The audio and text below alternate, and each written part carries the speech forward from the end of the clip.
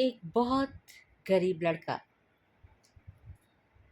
सड़क के किनारे बैठा हुआ सामने खड़ी ऑडी कार को और उसमें बैठे हुए व्यक्ति को एक टक निहार रहा था।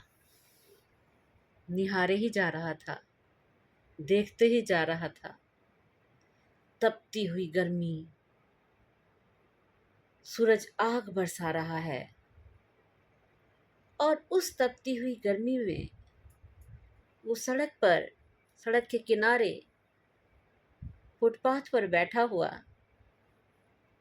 निहारे जा रहा है उस सामने खड़ी ऑडी कार को और साथ ही उसमें बैठे हुए उस व्यक्ति को जो बहुत ही सूटेड बूटेड उस कार में एसी में बैठा हुआ था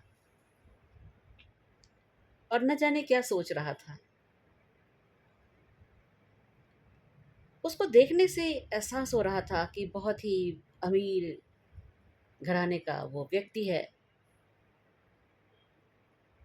न जाने किस सोच में डूबा हुआ था और फुटपाथ वाला वो गरीब लड़का उसको निहारे ही जा रहा था, निहारे ही जा रहा था, निहारे ही जा रहा था। एकाएक कार में बैठे हुए उस अमीर व्यक्ति की नजर उस बच्चे पर पड़ी। उसने देखा तपती धूप में बैठा हुआ वो बच्चा एकटक उसे और उसकी कार को निहारे जा रहा है, देखे जा रहा है। वो अंदर था लेकिन उसने उस बच्चे के अंदर के मर्म को महसूस किया। उसने थोड़ी देर के बाद जब देखा कि उसकी नज़र तो हट ही नहीं रही है उसकी ऑडी कार से, तो उसने थोड़ा सा अपनी कार का शीशा नीचे किया और फिर दोनों की नज़रें आपस में मिली। उस गरीब बच्चे ने, जो फटे पुराने मैले वस्त्रों में था, कार में बैठे हुए उस अमीर व्यक्ति की नज़रों में देखा और अमीर व्यक्ति ने उससे नज़र मिलाई। बच्चा थोड़ा मुस्कुराया तो वह व्यक्ति भी थोड़ा मुस्कुराया। उसने थोड़ी देर के बाद उस बच्चे को अपने पास बुलाया, पास आने का इशारा किया। बच्चा दौड़ता दौड़ता दौड़ता, जैसे उसकी कोई मनमांगी मुराद पूरी हो जाए, दौड़ता दौड़ता दौड़ता दौड़ता कार के शीशे के पास गया और उस व्यक्ति को और उसकी कार को इधर से उधर, उधर से उधर देखे जा रहा था। पता नहीं उस व्यक्ति को क्या सूझी। उसने कहा, क्या तुम इस कार में घूमना पसंद करोगे? अंधे को क्या चाहिए, दो आंखें। उसने कहा, हाँ हाँ, अगर आप मुझे घुमाओगे तो मैं घूमना पसंद करूँगा। उस व्यक्ति ने दरवाज़ा खोला, बच्चे को बैठा लिया और एक चक्कर, दो चक्कर लगवाया वहीं आसपास और फिर वहीं लाकर जहाँ पर से उसने उसको बैठाया था, वहीं लाकर उसको उतार दिया। बच्चा बहुत खुश, बहुत खुश।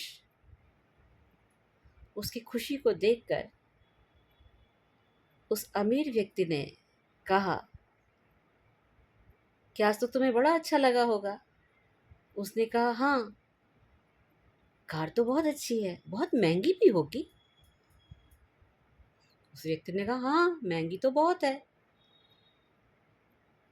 बच्चे ने कहा, कितनी कितनी महंगी होगी? उसने कहा कि इसकी कीमत तो लाखों में है। बोला, लाखों में? ने कहा, हाँ, लाखों में। कहता आप तो बहुत अमीर आदमी हो, आपने ये कार खरीदने के लिए कितनी मेहनत की होगी। व्यक्ति हंसा और उसने कहा, अरे नहीं, इस कार को मैंने नहीं खरीदा है, बल्कि मेरे बड़े भाई ने इसे गिफ्ट में, उपहार के तौर पर मुझे दिया है। बच्चे ने सोचा, इतना महंगा उपहार, उस देने वाले ने कितनी मेहनत की होगी। तो व्यक्ति ने उसकी चुप्पी को थोड़ा सा ताड़ा और उसने उससे कहा कि अब तुमने ये लाखों वाली कार में जब सैर कर ली है, तो तुम्हारा क्या मन कर रहा है? तुम्हारा मन ऐसे ही कार खरीदने को कर रहा है? उसने बोला, हाँ। उसने कहा कि और तुम ये भी सोच रहे होगे कि काश तुम्हारा भी कोई मुझ जैसा भाई होता, मेरे भाई के जैसा तुम्हारा भी कोई भाई होता। बच्चे ने एक नज़र उसको देखा, भरपूर नज़र, और बोला, ना, मैं ये नहीं सोच रहा हूँ कि मेरा कोई आपके भाई के जैसा भाई होता। मैंने ये तो सोचा ही नहीं। तो क्या तुम क्या सोच रहे हो? उसने बहुत ही सटीक सा जवाब दिया, मैं तो आपके भाई के जैसा बनने की सोच रहा हूँ। मैं सोच रहा हूँ मैं इतनी मेहनत करूँ, इतना आगे बढ़ूँ कि मैं आपके भाई के जितना अमीर बन सकूँ, और मैं इसी तरह की कोई कार अपने छोटे भाई को उपहार में दे सकूँ। व्यक्ति अवाक रह गया। उसे समझ में नहीं आया इस छोटे बच्चे की जो सोच है वो इतनी ही देर में कहाँ तक पहुँच गई। ये छोटी सी कहानी क्या सीख देती है? महान सीख देती है। अपनी सोच को ऊंचा रखो, ऊंचा, बहुत ऊंचा रखो, इतना ऊंचा रखो कि वो दूसरों की अपेक्षाओं से कहीं ज्यादा ऊंची हो। सच मानो, तुम्हें ऊंचाई तक पहुंचने से कोई माई का लाल रोक नहीं सकता है।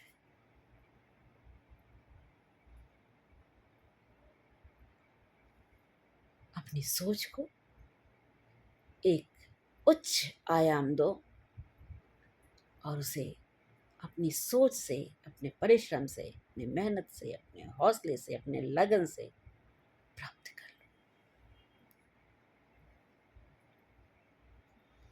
मैं पुष्पलता राय इस छोटी सी संदेशात्मक कहानी के साथ अपनी वाणी को विराम देना चाहती हूँ।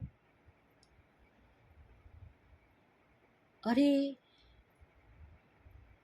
अभी तक हमारे चैनल को सब्सक्राइब नहीं किया है? ओफो, ये क्या कर रहे हैं आप? अरे जल्दी जल्दी जल्दी जल्दी काव्य तरंग पुष्पलता राय को सब्सक्राइब कर लीजिए। और अगर बात अच्छी लगी हो, कहानी अच्छी लगी हो, संदेश अच्छा लगा हो, तो लोगों तक बेझिझक शेयर कीजिए और उनकी सोच को ऊंचा उठाने में अपनी थोड़ी सी मदद कर दीजिए। माध्यम चाहे मुझे बना लीजिए। तो इसी के साथ ही मैं अब आपसे विदा लेना चाहती हूँ। आज के लिए विदा लेना चाहती हूँ। फिर से मुलाकात होगी, फिर से बातें होंगी, फिर कोई नई कहानी, कोई नई कविता होगी। तब तक के लिए विदा। अपना और अपनों का खास ख्याल रखिएगा।